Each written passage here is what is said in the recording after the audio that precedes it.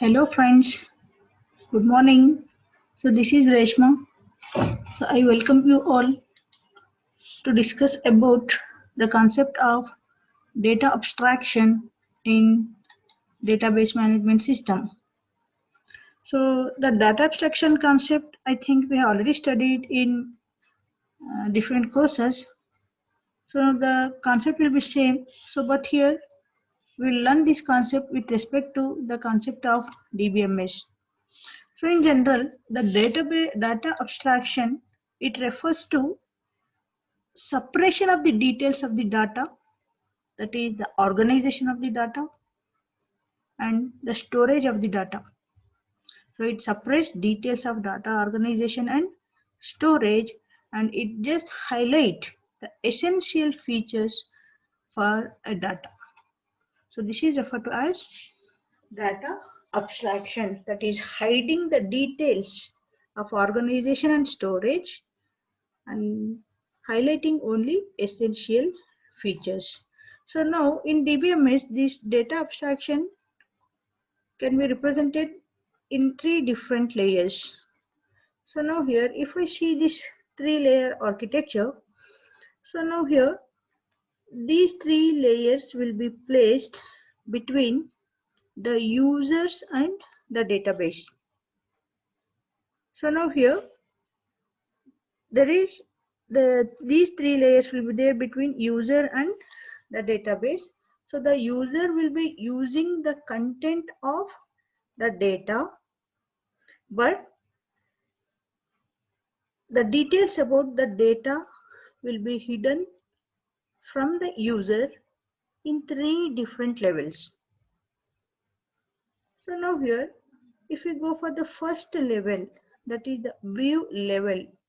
So here, the data will be represented to the user in different views.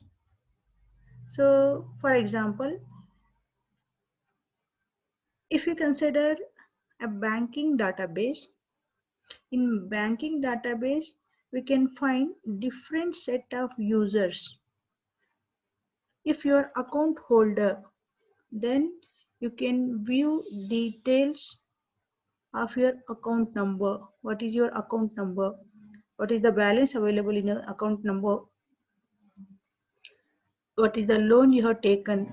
So only these details will be given to the user if you are an account holder. If you are the bank manager, then you can see the details of all the account holders. If you are cashier, there you can view the data banking database in other way. If you are the person who discuss about or who will be controlling the loan in the loan section, then you can see the banking database in different ways. So now here all these viewers, they can access the data from the database with the help of some application programs. So now here at this level it will be used just to represent the data. The way of presentation will be different here.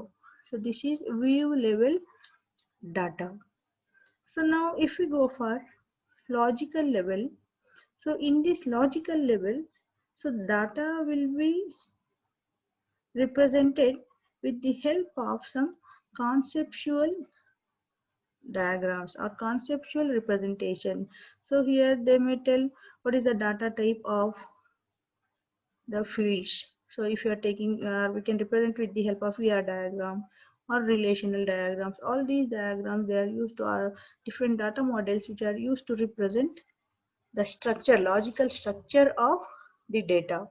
So but now if we as the with the help of the data abstraction concept, here the users, they are free from the burden of knowing the logical structure of the data. So they are not worrying about what is the data structure used, what is the logical structure used, whether they have used ER diagram, relational diagram, object diagram, which model they have used. So that details will not be given to the users. So whatever the data they want, Whenever they want the data, they can access the data independently without knowing the logical structure of the data. Again, here we have third level of abstraction. In third level, that is at the physical level, here the physical storage of the data will be hidden. That is, what type of disk they have used for the storage, what type of file structure they have used for the storage, what is the location of the data. So that is, as the name indicates, the physical level, the physical location of the data will be hidden from the users. So like this, with the help of data abstraction, the details of the data will be hidden by the users from the database. So this is referred to as here data abstraction. So this data abstraction, it will reduce the burden of the users to know about or to worry about the logical structure and the physical structure, and they can view the data directly with the help of the application programs. Whenever whatever the data they want, they can access directly independently without knowing the detailed structure and physical storage. So this is referred to as data abstraction. So that is here the users, they just need to worry about what they want to do. They need not to worry how that job will be done. So for example here, this during using the different modeling technique, so we can show here the detail level and abstract level.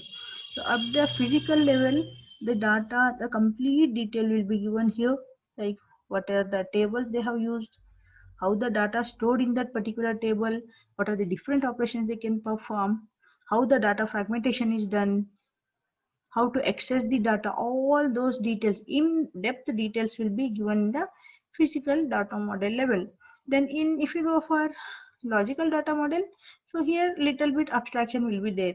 So here instead of showing the physical storage structure, here they will just give the logical structure, like which are the tables, how many tables are there, how many columns in each table, which are the primary key, foreign key. So these details will be given. If you go above again, still some amount of data details will be hidden. So here, instead of showing which are the primary keys, foreign keys, so in depth detail, it will just show which are the entities, what are the attributes and the relationship. Again, if you go for next higher level, the abstraction will keep on increasing. If you go to the business level, it will be just used as the user level, that is a view level. User can just view the data according to their required format, according to their required presentation. So they can view the data according to their requirement. But if you go to the physical level, the depth of details will increase. So this is about the different levels of abstraction. So now if we see here in detail, what we can see here are the conceptual layer, which are the different models which you can use, and how the degree of abstraction increases. So here users, physical data, between those three levels. So now if we take some example, so where data abstraction is used. Now if we take a car, just see here, the first diagram represent using abstraction. So here the driver, he will be simply driving the vehicle, and he is not aware which part of the vehicle is responsible for driving and how that part or the component of the vehicle help for the driving. So he may be knowing maximum as okay, engine is required for driving, but he don't know how that engine will work, because there the complete details are hidden. But if we go for without abstraction, so here the see now here he is not viewing this vehicle car just for the riding purpose, like some mechanic. What he has to do, he has to check as an engineer, he has to check how this engine will work. Here with abstraction they use just the purpose what is the job of the vehicle, that is riding or driving the vehicle, but here how it will helpful for driving. So he has to see the internal working of the engine will be done. So that is here we can see if it is without abstraction, it will just display which are the different functionalities of the car. But if it is without abstraction, the detailed implementation of those functions should be given. This is one real-time example. If we see another example, just we can see here two images without abstraction. It will just show the face directly here. But here, using abstraction, the details, it is hidden. The image is not clear, it is hidden inside. Similarly, if you take ATM machine, so once you go for ATM machine, our task may be just I want to withdraw the amount. We'll enter the pin, so whatever the details are required, just we'll enter and we'll withdraw the amount. But here we are not worried about how that machine is doing all those operations, how it will be processing for withdrawing, how it will process to insert the amount, depositing the amount. Just the being a user, what we'll do, we'll just perform, we'll just concentrate about what we need from this machine, but how the machine works will be hidden from the users. That is, we can say the burden will be reduced to the user. So this is one real-time example of data abstraction. Similarly, we can see here at user level, nothing will be visible. But in depth, if we see, it will show which are the methods involved, how those methods will be working and all. So now the next part, this is about the abstraction. I hope we understood abstraction clearly. So now the next concept is the data model. Now based on the concept of data model, or based on the concept of abstraction, a data model can be designed. So we can say a collection of concepts that can be used to describe the structure of the database is through a model that is referred to as a data model. And this structure, it will provide some necessary means to achieve the abstraction. So as we already discussed, we can see the data model can be categorized mainly in three flavors: conceptual data model, logical data model, physical data model. If we go for physical data model, these are the models which will describe the physical structure of the database. If you go for logical data models, these are the data models which will just give logical structure of the data. That is, this can be viewed just by the architecture view. But if you say physical model, the developer, the system admins, okay, database administrators, so they need this physical structure so that they can design that physical database. So but here these are just for the logical, the conceptual models. Now if you go for the conceptual model, this is just for the design of the application programmers. So now based on this, we have three categories of data models. So now we'll see which are the different examples of these data models. So now based on the level of abstraction, so here we have high level or conceptual data model. So next one, low level or physical data models, and then representation or implementation data models. So now here, as the name indicates, if you go for conceptual data models or high level data models, as the name indicates here, high level, it may indicate the high level number of users can understand or make use of these data models. So this is high level, large number of people can use. So for example, different applications. If you go for banking database to do banking transaction, we now many applications are available like Google Pay, Phone Pay, internet banking. There are a lot more applications are available. So those any layman person can also, any child can also make use of those applications. They need not to have the details or they need not to have the knowledge about any database, but they can make use of these data models. So this is conceptual data models.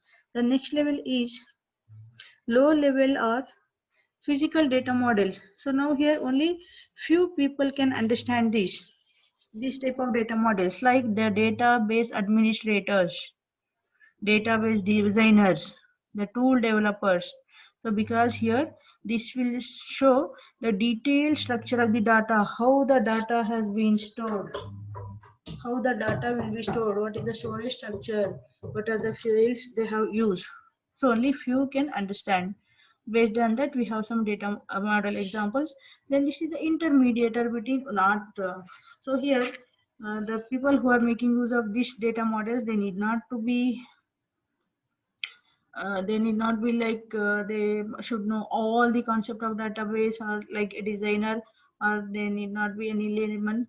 If they have at least little knowledge about the database, they can make use of this implementation data models. Now we'll see which models will come under high level, low level, and representation. So now this is the basic category. So now in each category, we can draw different data models. First, in conceptual or high level, as it will just give the structure of the database, we'll study here ER model and object-based model. In case of representation model, so here relational, hierarchical, and network model. In physical, so how the indexing will be done, how partitioning will be done. So those models we'll study. So now I will just brief out all these models.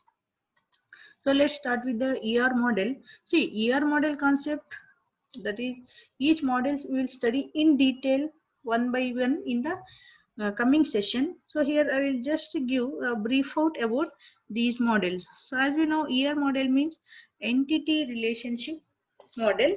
So this is, so ER model come under conceptual or high level data model. So means any person can understand this ER model representation.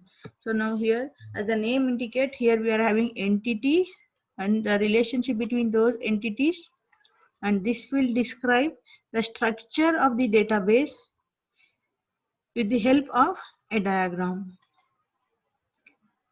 And so this will give the blueprint of the database. This include, as the name indicate, entity set and relationship set. So here entity set, relationship set means, so if you have, for example, if we take a company database, so there will be having different entity type like employee, then department, the project on which these employees are working. So like this, here I have defined 3 entities. Then the relationship between those. Employee belongs to some department. He works on some project. The project has some employee as the manager. So like this, we are having relationship between those entities. So now here in this model, it will just display the availability of different entities and the relationship. So now if you go for ER diagram, it contains mainly these components: entity, attribution, relationship. Entity, any physical or any real time or real world objects which may have physical existence or conceptual or existence. If you go for any entity, it possesses some properties, so they are called as attributes. So some attributes may have unique value, some can be divisible, like address can be divided as state, city, country, zip code. Name can be divided as first name, last name, middle initial. Multi-valued means a person can have more than 1 degree, a car can have more than one color. Derived means again with the help of age, we can, date of birth, we can derive age. So like this, we can define some attributes here, and between one entity to another entity, we can define relationships. Again here relationship may be one to one, one to many, many to one. many to many. See what these each and every term we'll study in detail, in depth in coming session. So just I want to tell here the data of the database can be represented conceptually like entity, attributes, and the entity relationship. So there we can see different notations or symbols which are used to represent these entities and their relationship with the help of the diagram. Okay, so this is ER diagram. So next is object oriented model. So in object oriented model, again this is a second type of conceptual representation. Here object oriented model, this is just based on real world situation. So where we can represent objects and their different attributes and the relationship between those objects. So ER diagram is one form to represent, another is object oriented diagram. Here we will define the classes. As we know, already know, class means which is a collection of data members and member function, that is which include different objects and the methods. Then forming the relationship between these objects and the methods are one object to the another object and connecting one method to the another method. So all these concepts will be discussed in object oriented model. And if you see some example, if we take a general like object which contain two methods, then object, if I take object as a class which contains these two methods which can be defined with the help of different objects. Shape class can be defined with the help of circle object, rectangle object, triangle object. So that is, see, if I show this to any layman also, he can easily understand what this represent. Okay, so this is, for example, if I have a student class, then different objects may be report card related to the student, what is the class timetable for the student, which are the courses selected by the student, what is the registration date of the student. So that can be represented as in the form of an object. So this is an object oriented database model. So here everything will be represented as an object. So the next one is relational data model. So now this relational data model is, so this commando, just see here, this commander a representation data model. So the main task here is how to represent the data. For example, if we take entity from ER model, how to represent entity. If it is relation model, we have to represent using some method. Hierarchical model, there is different way.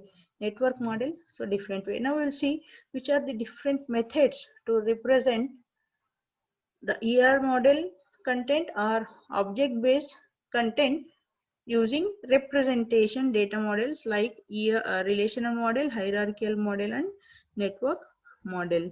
So now if we go for the relational model, so here the entities of the ER diagram will be represented in the form of tables. Then properties of the entity will be represented as the columns, and whatever the values of those column attributes properties will be indicated with the help of the rows. So like this, which include tuple, row, that is column, attribute name. Then the relationship between one entity to another entity will be connecting one table with another table with the help of key attributes like primary key and foreign key. So this is a simple and most popular way to represent the database. So this is representational model. Okay, second is hierarchical model. So now in hierarchical model, this was one of the earliest data model. So this model was a file based model and it will be built like a tree. So means it will have a parent, there will be child node, leaf node. So it is representing each component of the database in the form of a tree. For example, here the root is A1, it has two childs, then subchild. So like this, we can form a relationship between one entity to another entity. We can represent here diagram as hierarchical model also. What if we have some disadvantage of hierarchical model? So that is, in hierarchical model, one to many relationships can easily be displayed as one parent node has multiple child nodes. This is okay, but it is much more complicated to show many to many relationship. If you have many parent nodes, many child nodes, the representation will be very difficult here. And this hierarchical model, this is rigid and not flexible. If you go for the previous one, relational model, they're forming representing the entities in the form of a relations and connecting those relations. It is very simple, very flexible, but here it is difficult. So another example here, employee. The next hierarchy will have job assignment, what are benefits, what are the compensations for the employee. If we again go for compensation, again we can categorize like performance rating, salary, history. So like this, again that will be divided. If you go for benefits, you get pension benefit, life insurance, health. Again, if you go for health, we can further divide. Life insurance can be further divide, how to give the pension. So like this, at each level we can represent in different ways. This is the representation of the database in hierarchical way. So this is another example. So the next representation is using network model. So now in network model, so we have seen some disadvantage in the hierarchical database model. To solve those limitations of hierarchical model, we can take the help of network model. So that is here, a child can be linked to multiple parents. Like we can solve many to many relationship here, but that was not possible or very difficult in case of hierarchical model. That problem can be solved here because the hierarchical model, it is not supporting many to many, where a child cannot be linked with multiple parents, but that we can do here in network model. See here, the child C3, it is connected to B1 and B2 parent. Now child D2, he is connected with again multiple parents C1 and C2. So it is here, these parents are known as here owners, and child nodes can be called as the members. We can have any number of members for any number of owners. So this is the third way to represent the network model. But again, here we have some disadvantages, as it is providing solving some problems of hierarchical model. It is more complex compared to hierarchical model. Even though the network model is more flexible than hierarchical model, but still it has some flexibility problems. That is, not all relations can be handled by assigning them in the form of owner and member. By just by representing them as parent-child relationship, we cannot solve all type of problems which may arise while representing the database using this network model. So this is the second type of second way to represent the database using representational model. So then finally we are having a physical model. So physical model, so this indicates where the data of database is stored, how to retrieve the data. If I want to increase the speed of data access, how to do that, how to do the partition of the hard disk so that we can store the data. So all those will be represented using physical data models. The best example is the index. So it will show how the data will be stored, where the data will be stored, how to retrieve. So this is about the third way of data representation. So now here we have studied data abstraction, how this will be beneficial to the users, and based on the representation of the data of the database, how the data models has been designed with respect to the data abstraction. So this is about different data models, and in next session, coming sessions, we will study each of these data models in depth.